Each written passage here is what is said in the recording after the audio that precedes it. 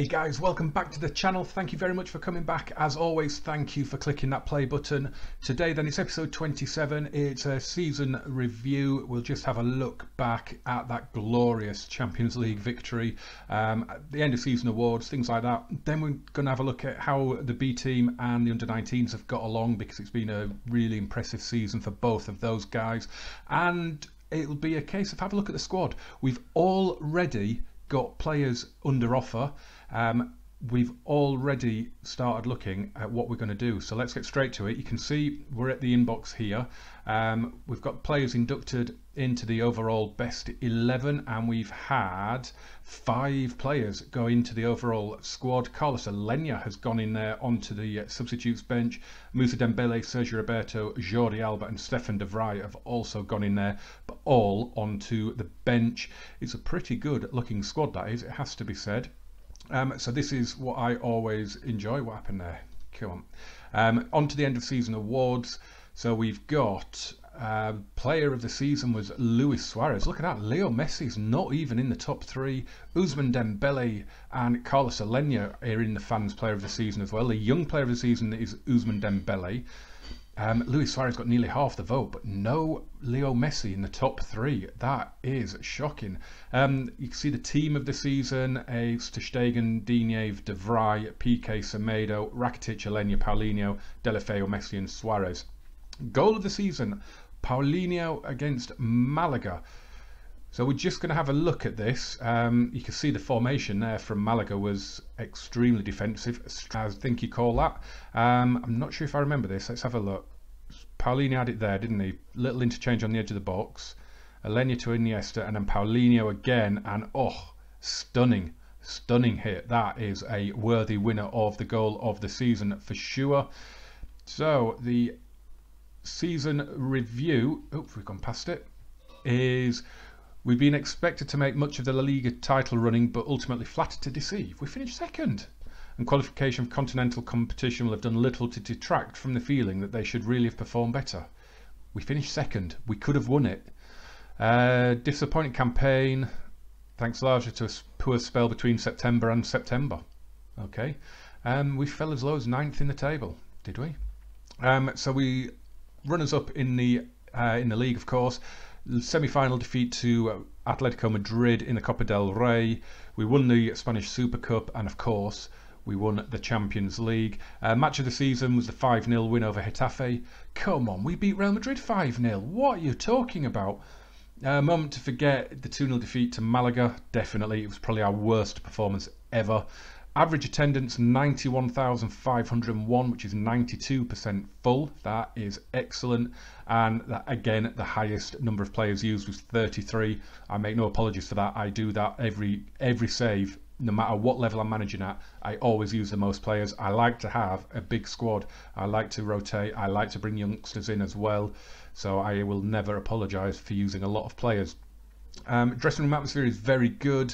The managerial support is excellent. Champions League trophy helps with that, of course. Everyone's pretty much happy at the club. So we're going to have our end of season report, end of season meeting with the players, and it is going to be, wow, there's a lot of, we've just won the Champions League. Look at all this morale. Wow. We are going to say we can win the title, and that it's got everyone on board. That is exactly the sort of reaction I was after.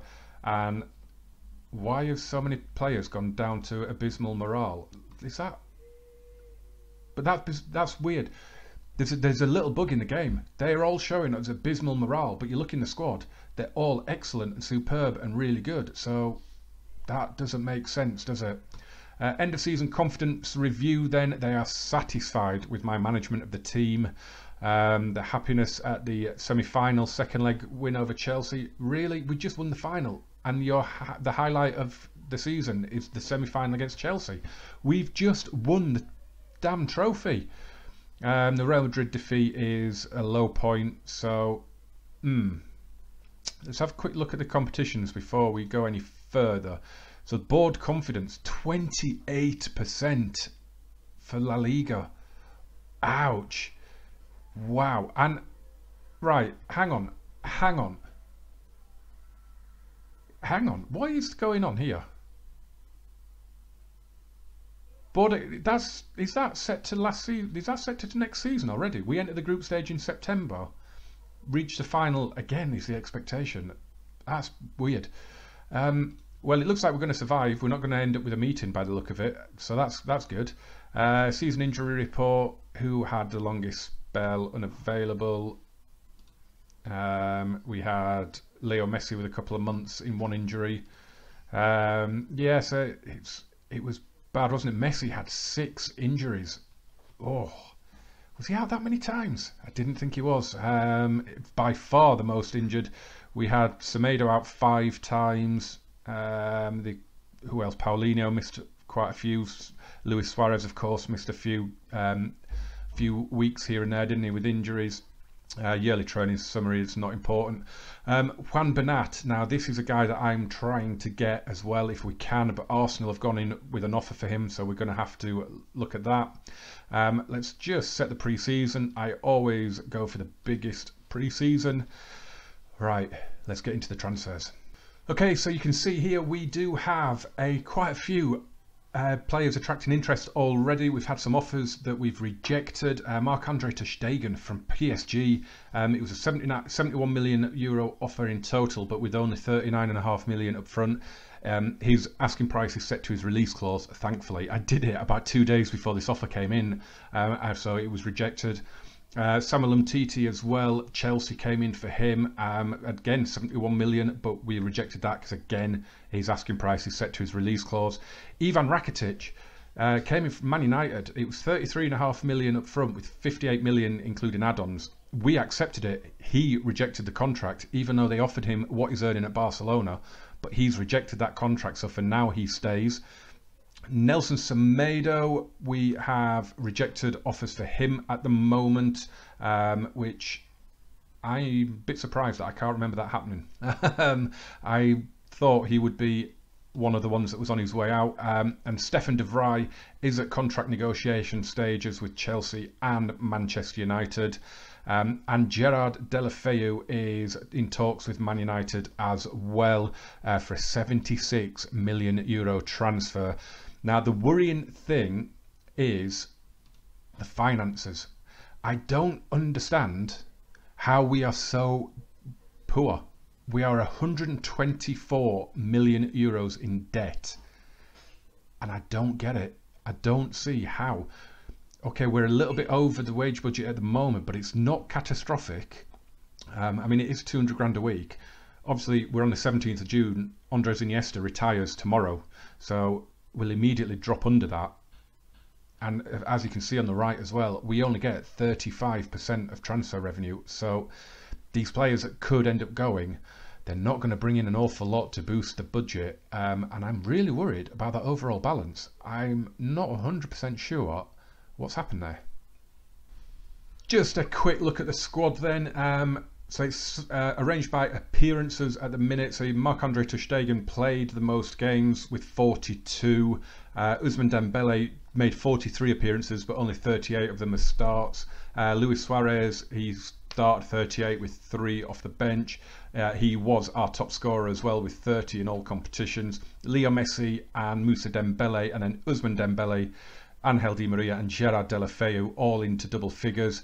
I'll be a bit sad to see Deulofeu go, but it's really good money and he wasn't a first choice, so I'm quite happy if he does decide to accept that offer from United.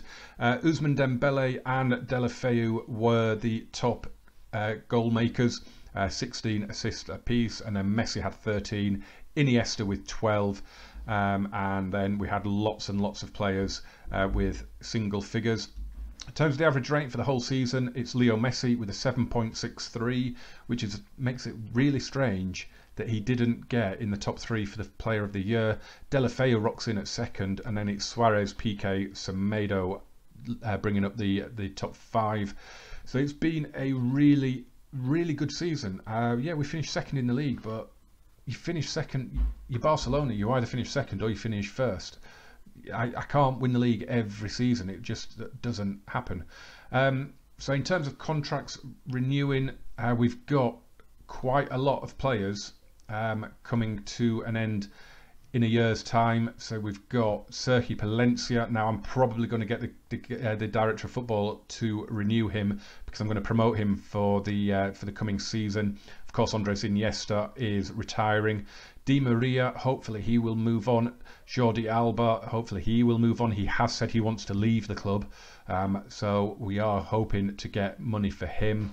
Rafinha as well, just gone to Inter Milan in real life, hasn't he? Denis Suarez, Oriol Busquets is another one that I'm going to be promoting, I think, this season. So yeah, I'm going to be looking at building the squad with some of the youth players, some of the B team players that are doing well. Marc Cucurella will be in there. Jose Arnaiz is unhappy at the minute because he wasn't registered for the league in the winter. Even though he was up in the first team squad. But if you highlight the left wing, he plays an inside forward. Now he's not amazing, but I'm thinking as a backup for Dembele, when you've got Denis Suarez as well that can play there, if Deulofeu goes, it won't be the end of the world, and I might give this guy a season just to see if he can prove himself to us. So yeah, I wanted to get, before we have a look at the B team and the under-19s quickly, I did just want to get some of the wanted players highlighted. So if we go through, Ousmane Dembele is wanted by Juventus, but that is not going to happen. Lucas Digne was wanted, but he isn't at the moment. Of course, we've got the bids in for Deulofeu. Sergio Roberto is attracting interest from Paris Saint-Germain and Juventus. Chelsea, Liverpool, Man United, Atletico Madrid all want Jordi Alba, so I'm assuming bids will come in for him. He is transfer listed by request because of the conversation we had. Stefan de Vrij, of course, should be on his way. Di Maria is wanted by Jose at Old Trafford. Ivan Rakitic is wanted by PSG and Juve, so hopefully there's still hope that he can go because he's on $250,000 a week. That is one of the big things that I need to sort out this summer, is getting the wage bills down. We've got Man United and Juve looking at Semedo. Mario Fernandes as well, Paris Saint-Germain and Atletico Madrid. It's all the same clubs wanting all my players. Who's that one? That's Jose Arnaiz. A lot of lower clubs wanting him, so possibly he won't be at the club either. Sergi Palencia is wanted by Leganés, but I'm going to renew. In fact, we're going to sort that out now. Director of Football, negotiate contract renewal. Let's sort him out. He looks quite good, doesn't he, Sergi Palencia? I wish he would make the step up in real life, because he's 23 in game.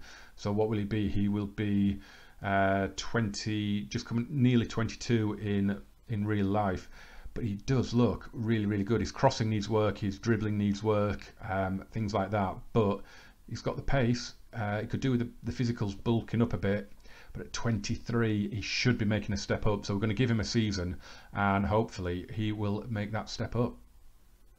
Barcelona B then finished third in the Segunda División, the Segunda B, Group 3. They did get into the playoffs. Unfortunately, they lost out in the playoffs to Logroñés. They lost 2-0 in the second leg after a 0-0 draw at the Mini-Stadi. So it's a bit of a shame for them. You can see also in the Under-23 International Cup, they lost out to Manchester United. They didn't do well in the domestic cup. They went out immediately, but it was a decent season for them. It really was. And if we have a look at their squad, so you can see Rafa Mujica got 25 goals in all competitions. Looks okay, but I don't think he's going to make the step up to first team level. He's got really good determination, and his finishing is good, but those physicals really let him down an awful lot. I don't think he'll make the grade. One thing I didn't mention, I don't think, earlier in the season, is Andre Gomes has spent the season down in Barca B. So I'm tempted to bring him back up into the first team squad. It's because we had a falling out last summer. I tried to sell him and I couldn't, so I didn't register him because I was anticipating selling him, and then I couldn't register him and everything. So he spent the season in Barca B, but I don't think I'll be able to move him up just yet because we're still in the season. But I'm thinking I'm going to move him up, and we maybe either sell him or give him a season to maybe prove himself, step up into Iniesta's position in the squad maybe. Carlos Perez, who has just scored for Barca B in Tenerife as I'm recording this video, decent looking winger, inside forward. Again, not 100% sure if he's going to make it or not, but depending on who goes in the summer, he might be one to bring on the pre-season with us. So it's been a really good season. Abel Ruiz was, he didn't play many games. He played a lot for the under-19s, I think, but he didn't do particularly. He didn't have a great season, did he? He's got a good rating, but he didn't play many games. None of the other players there really. Josep Calavera looks good. I mean, his stats are all going up brilliantly. Feel free to pause if you want to have a look at any of these in more detail.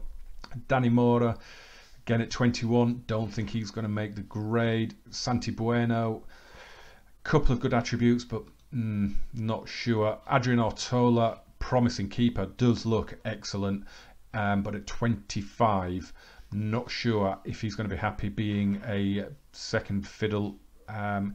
So yeah, there is some good players in there, but if we have a look at the under-19s, these guys did really well as well. If we arrange it by potential, so Emmanuel Williams, I think I've shown you him before. He came in from Valencia. He looks pretty good as well. He's only 17, so he's got an awful lot of potential. You see 5-star potential ability. Juan Carlos Perez is a goalkeeper, improving massively. He's a new gen. Jordi Carreras, again a new gen, improving a lot at 16 years of age. But for this team, it was Adri who was the he might be in the B team at the minute. Adri, actually. In fact, no, I think he's in the first team squad. He played the Betis game, so he could be in the first team squad. Where is he? Let's find him. Where is Adri? He's not in there, is he? He must be in the B team. Bear with me. Bear with. There he is. Adri.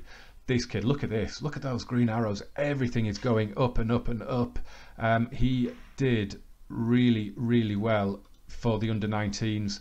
You can see, look at this, 37 goals he scored in 35 matches. That was for the under-19s. He's just been absolutely brilliant. As I say, he did just make his... what is going on? I'm pressing too many buttons now. What is happening to me? He did make his first team debut this season as well in that final game against Betis. Could have scored, had a header, was saved. But I do like the look of the guy. Of course, he's only 17. I'd probably look to give him another season in the under-19s and Barca B, and then maybe I'd loan him out after that if this save is still going.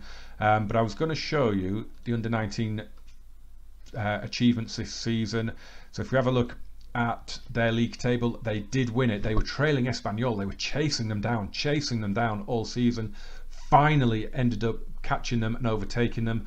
96 goals scored in 30 games and 16 against, a plus 80 goal difference and 83 points. They won their group. Absolutely brilliant performance from them. They then won their under-19s cup as well, beating Villarreal with 2 goals from Jordi Carreras.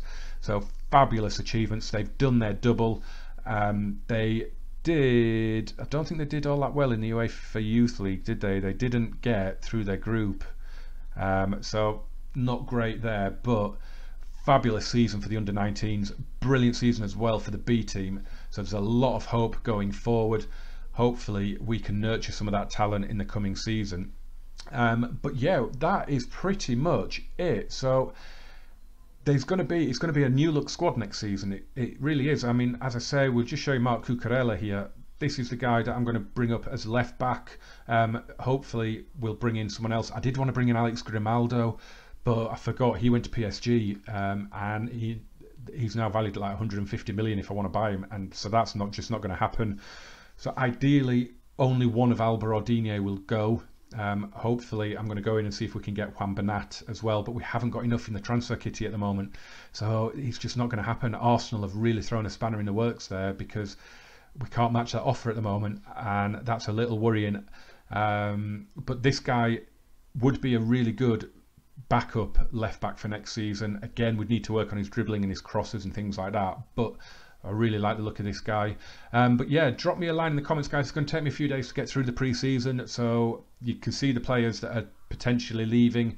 So it's going to be a left back, Potentially a right back if Semedo goes as well, although I'm going to bring Palencia up, but Mario Fernandes could end up leaving.